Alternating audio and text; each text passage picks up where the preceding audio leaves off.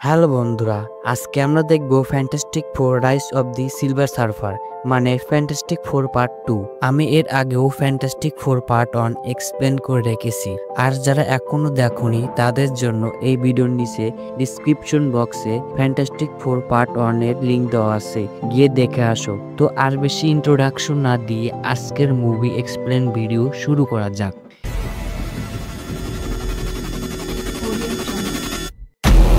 শুরুতে আমরা দেখি একটি গ্রহ পুরোপুরি ধ্বংস হয়ে যায়, আর সেখান থেকেই একটি আলো উৎস পৃথিবীর দিকে অগ্রসর হচ্ছে এবং সে পৃথিবীতে যেখান দিয়ে যাচ্ছে সেখানকার আবহাওয়ায় পরিবর্তন হচ্ছে।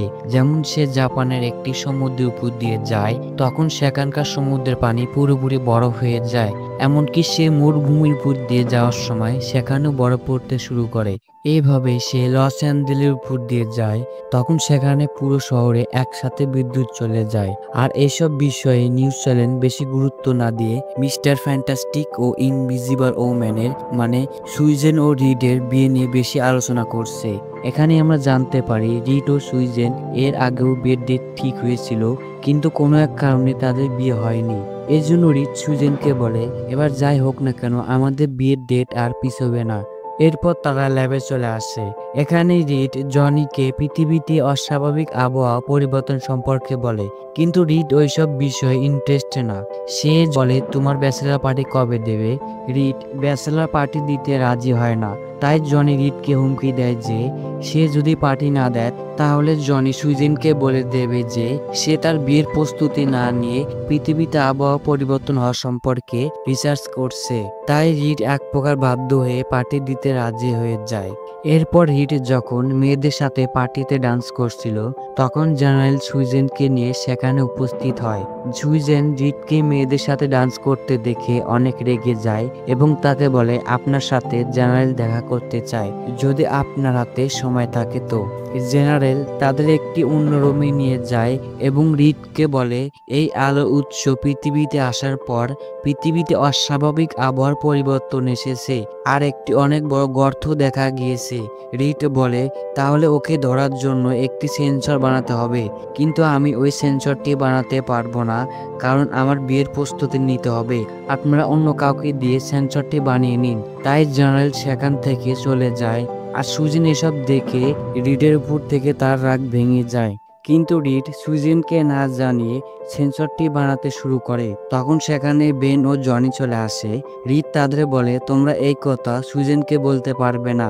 আর এইভাবেই রিড তার বিয়ের দিন পর্যন্ত সেন্সরটি বানায়। বিয়ের 1 ঘন্টা আগে সেন্সরটি সে অনলাইন করে। এরপর রিড ও সুইজেনের যখন বিয়ে হচ্ছিল, তখন ওই সেন্সরটি ওই আলো উৎসকে ডিটেক্ট করে, যেটি রিড ও সুইজেনের বিয়ে হওয়ার বিল্ডিং এর উপর দিয়ে যাচ্ছিল।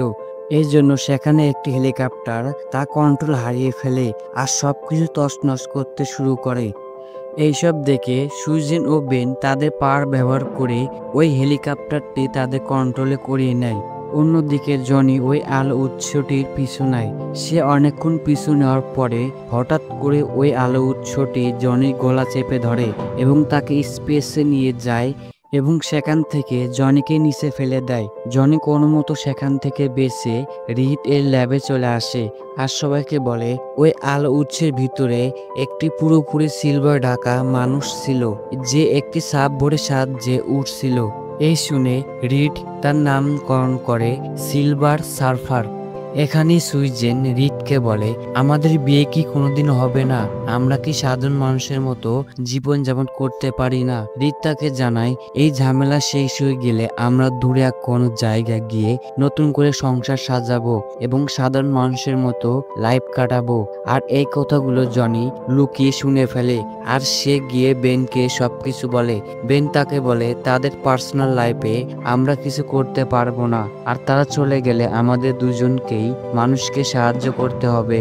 যাই হোক, জনি সিলভার সার্ফারের কাছ থেকে আসার পর তার শরীরে কিছু অস্বাভাবিক লক্ষ্য করে, তাই সে তার পাওয়ার চেক করার জন্য বিল্ডিং এর ছাদ থেকে লাফ দেয়, কিন্তু সে তার ফায়ার পাওয়ার ইউজ করে উঠতে পারে না, তাই সে নিচে পড়ে যায়। এটি দেখে সুইজেন তার কাছে এসে তাকে স্পর্শ করলে জনি পাওয়ার তার সাথে এক্সচেঞ্জ হয়ে যায় আর সুইজেন উপরে উঠতে শুরু করে এবং জনি তাকে বাঁচাতে চাইলে সেও অদৃশ্য হয়ে যায়। আর এইসব দেখে রিড জনির জনির উপর রিসার্চ করে জানতে পারে যে সিলভার সার্ফার জনিকে স্পর্শ করার কারণে তার শরীরে পরিবর্তন এসেছে। এখন জনিকে যেই স্পর্শ করবে তার সাথে তার পাওয়ার এক্সচেঞ্জ হয়ে যাবে। অন্যদিকে সিলভার সার্ফার ভিক্টর যে শহরে বন্দী ছিল সে শহরের উপর দিয়ে যাওয়ার কারণে ভিক্টর আবার জেগে ওঠে। সে প্রথমে তার মাস্কটি খুলে ফেলে এবং সিলভার সার্ফারকে ট্র্যাক করে তার কাছে পৌঁছে যায়। ভিক্টর সিলভার সার্ফারের সাথে মিলে পুরো পৃথিবী কন্ট্রোল করতে চায়, কিন্তু সিলভার সার্ফার তাকে বলে তুমি কিসের উপর কন্ট্রোল করবে যদি পৃথিবী না থাকে। এই শুনে ভিক্টর সিলভার সার্ফারের উপর আক্রমণ করে, কিন্তু সিলভার সার্ফার তার এনার্জি ফোর্স ব্যবহার করে ভিক্টরকে দূরে ছুঁড়ে ফেলে দেয়। তখন ভিক্টর দেখে তার শরীর আবার আগের মতো নর্মাল হয়ে যাচ্ছে। এইদিকে রিড সিলভার সার্ফারের উপর রিসার্চ করে জানতে পারে যে সে এর আগে যতগুলো গ্রহে গিয়েছিল সবগুলো গ্রহ 8 দিনের ভিতরে ধ্বংস হয়ে গিয়েছে। আর সিলভার সার্ফার সবগুলো গ্রহতে একটি প্যাটার্ন আকারে গর্ত করেছিল, যেটি সে পৃথিবীতে করছে। আর পরে গর্ত কোন জায়গায় হবে সেটি রিড বের করে ফেলে। এই জন্য রিড, জেনারেল ও বাকি সবাই সিলভার সার্ফারকে ধরার জন্য সেখানে পৌঁছে যায়, কিন্তু তারা গিয়ে দেখে সিলভার সার্ফার গর্ত করার কারণে সেখানে একটি দোলনা পড়ে যাচ্ছে। এই জন্য রিড ও বাকি সবাই ওই দোলনাকে বাঁচাতে ব্যস্ত হয়ে পড়ে। আর এই সুযোগে সিলভার সার্ফার সেখান থেকে চলে যেতে নেয়। এই দেখে জনি তাকে ধরার জন্য পিছু নেয়, আর সে ভুলবশত রিডকে স্পর্শ করে। এর জন্য জনির পাওয়ার রিডের সাথে এক্সচেঞ্জ হয়ে যায়। এর ফলে দোলনাটি তাদের কন্ট্রোল থেকে বের হয়ে যেতে নেয়। তখন বেন ওই দোলনাটি আর একটু উঁচু করে ধরে। রিড তার ফায়ার পাওয়ার ব্যবহার করে ওই দোলনাটি জোড়া লাগিয়ে দেয়। তাদের সিলভার সার্ফারকে ধরার মিশন ফেল হয়। এর কারণে জেনারেল রিডদের উপর অনেক রেগে যায় এবং তাদের বলে তোমরা এই কাজের যোগ্য নয়, এর জন্য আমি অন্য কাউকে সাহায্যের জন্য ডেকেছি। তখন সে তাদের সামনে ভিক্টরকে ইন্ট্রোডিউস করে। বেন ভিক্টরকে দেখেই তার উপর ঝাঁপিয়ে পড়ে। তখন জেনারেল বলে ভিক্টর ওই এলিয়েনের সাথে সম্পর্ক করেছে, আর সে আমাদের ওই এলিয়েনের হাত থেকে পৃথিবীকে বাঁচাতে সাহায্য করবে। এই শুনে বেন ভিক্টরকে ছেড়ে দেয়। তখন ভিক্টর তাদেরকে বলে আমি ওই এলিয়েনের সাথে দেখা করেছিলাম আর আমার কাছে একটি ভিডিও রয়েছে। সে রিডদের উদ্দেশ্য করে আরো বলে আমি এখনো তোমাদের ঘৃণা করি, কিন্তু পৃথিবী ধ্বংসের পথে, তাই আমাদের এখন একসাথে হয়ে কাজ করতে হবে। এই বলে তারা ভিডিও দেখতে শুরু করে। তারা ভিডিও দেখে বুঝতে পারে যে সিলভার সালফারের পার্টস হচ্ছে তার বোর্ড, তাই তার প্ল্যান করে যে কোনো ভাবে সিলভার সালফারের তার বোর্ড থেকে আলাদা করতে হবে। এই জন্য রিড ও ভিক্টর মিলে একটি গ্যাজেট বানাতে শুরু করে সিলভার সার্ফারকে তার বোর্ড থেকে আলাদা করার জন্য। আর কাজে ফাঁকে ফাঁকে ভিক্টর চুরি করে একটি গ্যাজেট বানাচ্ছিল, যেটি সুইজেন দেখে ফেলে এবং ভিক্টরকে বলে তুমি এখানে কি করছো। ভিক্টর বলে কিছুই না। তখন সুইজেন তাকে জানায় তোমার না রিডকে সাহায্য করার কথা ছিল, যাও তুমি গিয়ে রিডকে সাহায্য করো। এই বলে সে চলে যায়। এরপর রিড ও বাকি সবাই সিলভার সার্ফারকে ধরার জন্য নেক্সট গর্তের কাছে যায় এবং তারা সেখানে গিয়ে তাদের গ্যাজেটটি লাগাতে শুরু করে। জনি, বেন ও রিড গ্যাজেটটি লাগিয়ে দেয়, কিন্তু সুইজেন যখন গ্যাজেটটি লাগাবে তখন সেখানে সিলভার সার্ফার উপস্থিত হয়। সে সুইজেনের উপর আক্রমণ করে না, এই জন্য সুইজেন তার সাথে কথা বলতে শুরু করে। সুইজেন সিলভার সার্ফারকে বলে তুমি আমাদের পৃথিবী কেন ধ্বংস করতে চাও। সিলভার সার্ফার তাকে জানায় এই পৃথিবী ধ্বংস করার জন্য আমি দায়ী নয়। আর এই কথোপকথনের মাঝখানে জেনারেল সিলভার সার্ফারের উপর মিসাইল অ্যাটাক করে। সিলভার সার্ফার সুইজেনকে ওই মিসাইলের হাত থেকে বাঁচায় এবং জেনারেলদের উপর আক্রমণ করে। এই সুযোগে সুইজেন ওই গ্যাজেটটি লাগিয়ে দেয় আর রিড গ্যাজেটটি চালু করে, যার জন্য সিলভার সালফার তার বোর্ড থেকে আলাদা হয়ে যায়। আর তারা সিলভার সালফারকে ধরে ফেলে এবং তাকে বন্দি বানিয়ে তাদের ক্যাম্পে নিয়ে আসে। এখানেই জেনারেল সিলভার সালফারকে জিজ্ঞাসাবাদ করতে চায়। রিড তাদের সাথে যেতে চায়, কিন্তু জেনারেল বলে তোমরা আমাদের সাথে যেতে পারবে না। এই বলে তাদের একটি রুমে বন্দি করে রেখে দেয়। তখন সুইজেন সবাইকে বলে সিলভার সালফার আমাকে বলেছে সে পৃথিবী ধ্বংস করার জন্য দায়ী নয়, আর সে যদি পৃথিবী ধ্বংসই করতে চায় তাহলে সে আমাকে কেন বাঁচালো। আমাদের তার কাছে গিয়ে কথা বলা উচিত। এই জন্য সুইজেন অদৃশ্য হয়ে সিলভার সালফারের কাছে যায় এবং তাকে জিজ্ঞাসা করে, তুমি কার হয়ে পৃথিবী ধ্বংস করছো, আর কেনই বা তুমি আমাকে বাঁচালে, এবং তোমার নাম কি? সিলভার সালফার তার নাম বলে না, কিন্তু সে বলে, আমি কালেক্টর হয়ে কাজ করি, যে এনার্জি খেয়ে বেঁচে থাকে, সেটা যে কোনো এনার্জি হোক না কেন, আর আমি যদি তাকে সাহায্য না করি তাহলে সে আমার গ্রহ ধ্বংস করে ফেলবে। আর তোমাকে বাঁচানোর কারণ হচ্ছে তুমি আমার প্রিয় মানুষের কথা মনেই করিয়ে দাও এবং তোমরা তোমাদের জীবনের শেষ মুহূর্ত ভালো করে কাটিয়ে নাও, কারণ সে শীঘ্রই আসতে চলেছে আর তাকে আনার জন্য আমি দায়ী নয়, সে আমার বোর্ডকে ফলো করে আসতেছে। এইদিকে ভিক্টর জেনারেলের কাছ থেকে ওই বোর্ডের উপর রিসার্চ করার পারমিশন নেয় এবং তারা যখনই ওই বোর্ডের কাছে পৌঁছায় তখন ভিক্টর জেনারেল এর গার্ডদের মেরে ওই বোর্ডটি তার কন্ট্রোলে করে নেয়, আর সে ওই বোর্ডটি তার ওই চুরি করে বানানো গ্যাজেটের সাহায্যে কন্ট্রোল করে এবং সে জেনারেলকে মেরে ফেলে। অন্যদিকে সুইজেন রিডদের বলে ওই বোর্ডের কারণেই কালেক্টর এখানে আসতেছে পৃথিবীকে খেয়ে ফেলার জন্য।